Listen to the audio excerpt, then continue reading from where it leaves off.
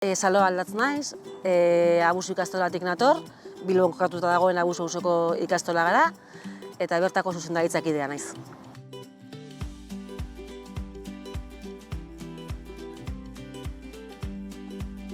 Egia da Abusu Bilbon kokatuta dagoen auzo badala, orduan gunea nahiko erdalduna da.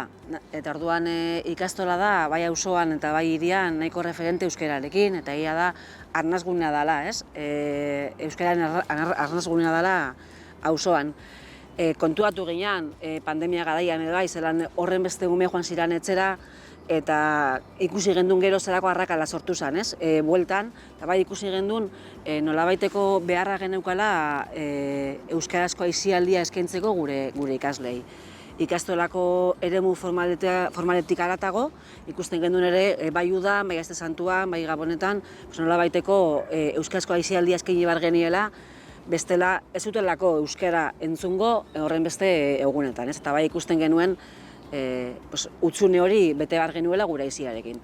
Eta zergatik Zirimola? Azkenean ikastolen elkarteko Zirimola taldeak bai koherentzia guztia mantentzen du gure proiektuarekin, gu ikastola bat garen neurrian ere badaukagu hezkuntzarekiko begirada ikuspegi ezberdinetatik, baina begirada komuna daukagu, orduan zentzu horretan betetzen dau, ez? Hutsune hori erabat.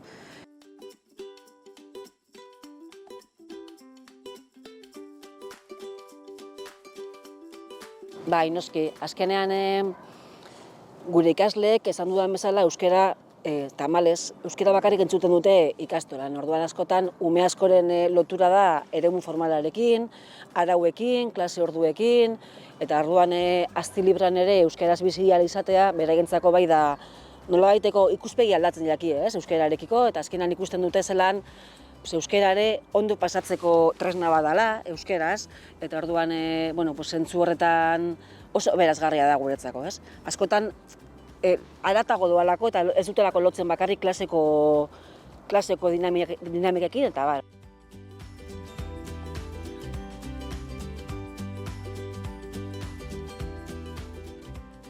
Bai, azkenean uda partean ikastolara etorteak askotan pentsatzen gendun, ez?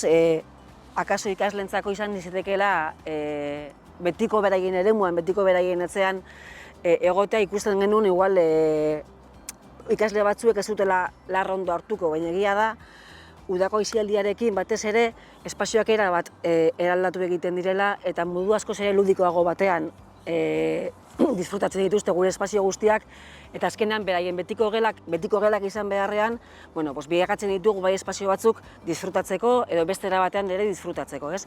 Azkenean ikastola gainera Bilbo izateko gure ikastolak ematen ditu naturaz gozatzeko ere espazio oso aproposak, eta akaso urte osoan zehar erabili ezin daitezkeen edo behintzat hain era malguan erabiltzen daitezkeen espazioak erabiltzeko aukera daukate.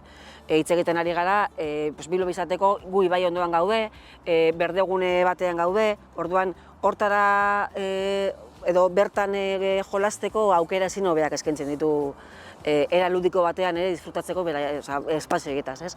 Gero ere badikugu beste espazio batzuk ere igual ez dakit, psikomogelaz hitz egiten ari naiz, igual ja ez horren gidatutako saioetatik aparte, beste era batean ere disfrutatu ditzaketelako, ez? Eta gero ere Abusu auzoa auzo berezia da, hortik gertu ere badaude naturgune oso garrantzitsuak, Montefuerteko parkea eta bar, eta horietara eta joatea bai euskaraz, bai adin ezberdinak partekatuz, bai espazio ezberdinak partekatuz, ikaslentzako oso aukera berazgarria da, ez? Ikusten dutelako ere ikastola, eta ikastola ez bakarrik, ikastola proiektua ere haratago ikusten dutelako. Ikusten dutelako ere ikastola ez dela bakarrik mateko ordua edo euskarako ordua o dena delakoa, bai beste era batean bizi dute ikastola eta gozatzen dute ikastolaz.